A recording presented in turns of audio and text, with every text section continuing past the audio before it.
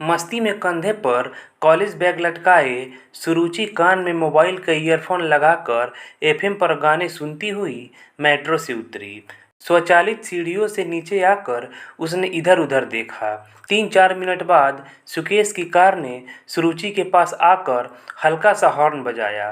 गर्दन झटक कर सुरुचि ने कार का दरवाज़ा खोला और उसमें बैठ गई। दोनों पास के रेस्तरां में खाना खाने चले गए। कोने की एक सीट पर बैठे सुकेश व सुरुचि बातें करने व खाने में मस्त थे।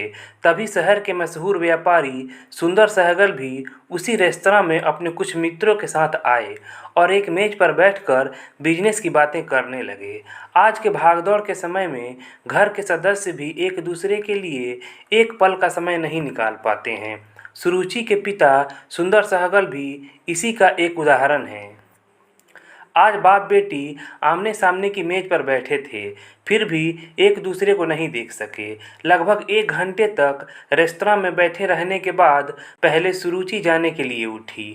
वह सुंदर की टेबल के पास से गुजर रही थी, तभी उसका पर्स टेबल के कोने से अटक गया। जल्दी से पर्स छुड़ाया और सॉरी अंकल कहकर सुकेश के हाथ में हाथ डाले निकल गई।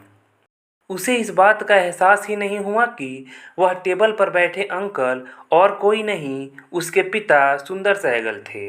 लेकिन पिता ने देख लिया कि वह उसकी बेटी है। अपने को नियंत्रण में रखकर वह बिजनेस डील पर बातें करते रहे। उन्होंने यह जाहिर नहीं होने दिया कि वह उनकी बेटी थी। रेस्तरां से निकलकर सुंदर सीधे घर पहुँचे। उनकी पत्नी सोनिया कहीं बाहर जाने की तैयारी कर रही थी। मेकअप करते हुए सोनिया ने पति से पूछा, क्या बात है, दोपहर में कैसे आना हुआ? तबीयत तो ठीक है ना? हाँ ठीक है। तबीयत ठीक है तो इतनी जल्दी? कुछ बात तो है।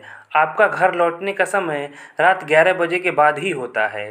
आज क्या बात है? कहाँ जा रही हो? किटी पार्टी में। और कहाँ जा सकती हूँ? किटी पार्टी के चक्कर कम करो और घर की तरफ ध्यान देना शुरू करो। आप तो हमेशा व्यापार में डूबे रहते हैं।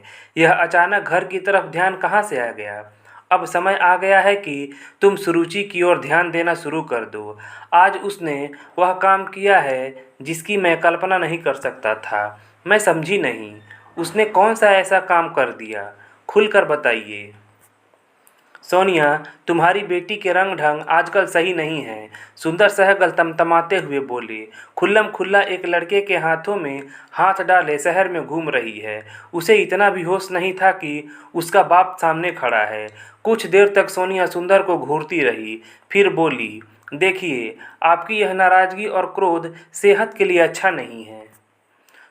थोड़ी शांति के साथ इस विषय पर सोचें और धीमी आवाज़ में बात करें। इस पर सुंदर सहगल का पारा 7वें आसमान पर पहुंच गया। चेहरा लाल हो गया और ब्लड प्रेशर ऊपर हो गया। सोनिया ने पति को दवा दी और सहारा देकर बिस्तर पर लिटाया। खुद का किटी पार्टी में जाने का प्रोग्राम कैंसिल कर दिया। सुंदर को चैन नहीं था। उसने फिर से सोनिया से सुरुचि की बात शुरू कर दी।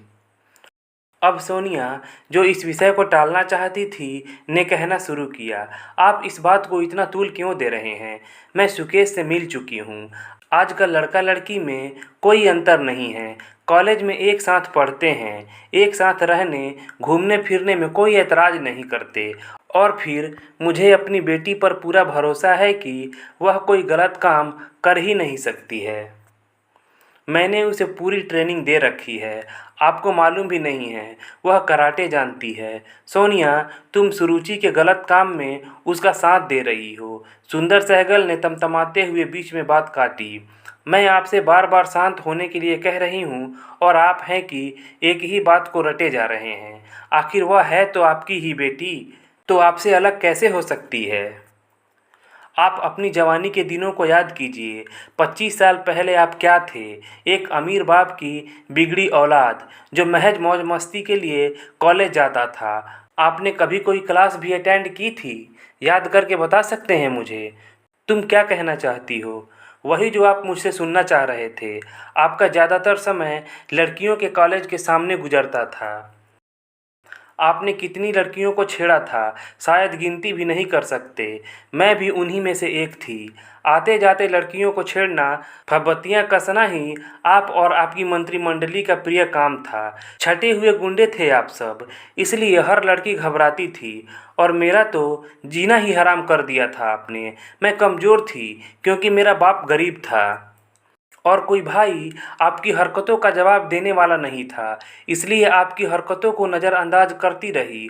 हद तो तब हो गई थी जब मेरे घर की गली में आपने डेरा जमा लिया था। आते जाते मेरा हाथ पकड़ लेते थे। कितना शर्मिंदा होना पड़ता था मुझे। मेरे माँ बाप पर क्या बीतती थी, आपने कभी सोचा था? मेरा हाथ पकड़कर खींची कर पूरी गुंडों की टोली के साथ हंसते थे। शर्म के मारे जब एक सप्ताह तक मैं घर से नहीं निकली तो आप मेरे घर में घुस आए। कभी सोचने की कोशिश भी शायद नहीं की होगी आपने कि क्या बीती होगी मेरे माँ बाप पर। और आज मुझसे कह रहे हैं कि अपनी बेटी को संभालूं। खून आप ही का है।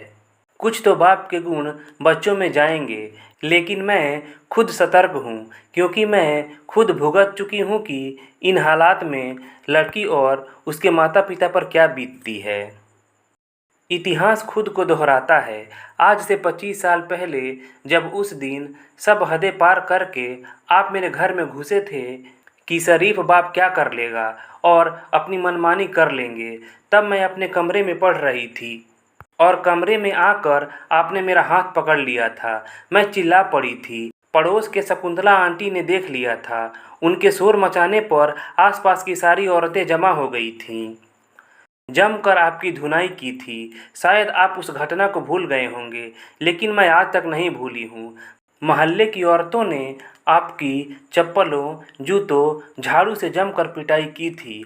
सारे कपड़े फट गए थे, नाक से खून निकल रहा था और आपको पिटता देख आपके सारे चमचे दोस्त भाग गए थे और उस अधमरी हालत में घसीटते हुए सारी औरतें आपको इसी घर में लाई थीं। ससुर जी भागते हुए दुकान छोड़कर घर आए और आपकी करतूतों के लिए सिर झुका लिया था। लिखित माफ़ी मांगी थी। कहो तो अभी वह माफ़ीनामा दिखाऊं। अभी तक संभाल कर रखा है। सुंदर सहगल कुछ नहीं बोल सके और धम्म से बिस्तर पर बैठ गए। सोनिया ने उनके अतीत का आईना सामने जो रख दिया था। सच कितना कड़वा होता है, शायद इस बात का अंदाज़ा उन्हें आज हुआ। आज इतिहास करवट बदल कर सामने खड़ा है। खुद अपना चेहरा देखने की हिम्मत नहीं हो रही है। सुध बुध खोकर वह शून्य में गुम हो चुके थे। सोनिया क्या बोल रही है उनके कान नहीं सुन रहे थे, लेकिन सोनिया कहे जा रही थी, आप सुन रहे हैं ना? चोटग्रस्त होने की वजह से एक हफ्ते तक आप बिस्तर से नहीं उठ सके थे। जो बदनामी आपको आज याद आ रही है वह मेरे पिता और ससुर जी को भी आई थी। बदनामी लड़के वालों की भी होती है। एक गुंडे के साथ कोई अपनी लड़की का ब्याह नहीं कर रहा था। चारों तरफ से नकारने के बाद सिर्फ 2 ही रास्ते थे आपके पास। या तो किसी गुंडे की बहन से शादी करते या कुंवारे रहकर सारी उम्र गुंडागर्दी करते। जिस बाप की लड़की के पीछे गुंडा लग जाए वह कर भी क्या सकता था। ससुर जी ने जब सब रास्ते बंद देखकर मेरा हाथ मेरे पिता से मांगा तो मजबूरी से दबकर एक गुंडे को न चाहते हुए भी उन्हें अपना दामाद स्वीकार करना पड़ा। कहते कहते सोनिया भी पलंग का पाया पकड़कर सुबक कर रोने लगी। बात तो सच है, जवानी की रवानी में जो कुछ किया जाता है उसको भूलकर हम सभी बच्चों से एक आदर्श व्यवहार की उम्मीद करते हैं। क्या अपने और बच्चों के लिए अलग अलग आदर्श होने चाहिए? कदापि नहीं। पर कौन इसका पालन करता है? दोस्तों, अगर कहानी अच्छी लगी हो तो प्लीज़ लाइक कीजिएगा। चैनल को सब्सक्राइब नहीं किया है तो प्लीज़ चैनल को सब्सक्राइब कर लीजिएगा। चलिए मिलते हैं अगले कहानी वाले वीडियो में। धन्यवाद।